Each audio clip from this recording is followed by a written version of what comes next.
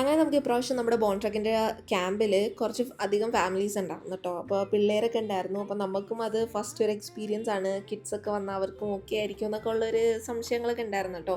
പക്ഷേ ഫാമിലി എല്ലാവരും കുട്ടികളൊക്കെ ഭയങ്കര ഹാപ്പി ആയിരുന്നു. അവർ എൻജോയ് ചെയ്തു എന്ന് നമ്മൾ ലാസ്റ്റിൽ അറിഞ്ഞപ്പോൾ നമുക്ക് ഒത്തിരി സന്തോഷമായി.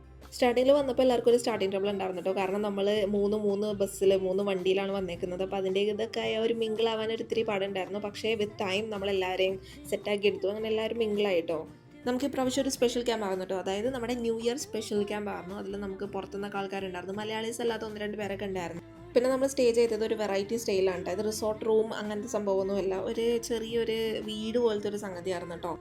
രാത്രി ആകുമ്പോഴേക്കും ഒരു ലൈറ്റൊക്കെ വന്നു തുടങ്ങിയിട്ട് അപ്പോൾ നല്ല രസമുണ്ടായിരുന്നു. പോരാത്തതിന് ക്രിസ്മസ് കഴിഞ്ഞിരിക്കുന്നതുകൊണ്ട് ക്രിസ്മസിൻ്റെ ഒരു ഹാങ് ഓവറൊക്കെ പിടിച്ചൊരു മരമൊക്കെയാണ് നിങ്ങൾ ഈ കാണുന്നത്. നല്ല രസമുണ്ടായിരുന്നു. അവിടെ ഊഞ്ഞാലാടാനും ആ ഒരു വിദൂരതയിലോട്ട് നോക്കിയിരിക്കാനൊക്കെ ഒരു വേറെ വൈബായിരുന്നു. ഇൻസ്റ്റയിൽ പോയിട്ട് നമ്മുടെ ബോൺട്രക്ക് ഫോളോ ചെയ്യാൻ മറക്കണ്ട. അടുത്ത ക്യാമ്പിൻ്റെ അപ്ഡേറ്റ്സ് ആയിട്ട് നമ്മൾ ഇനി വരും.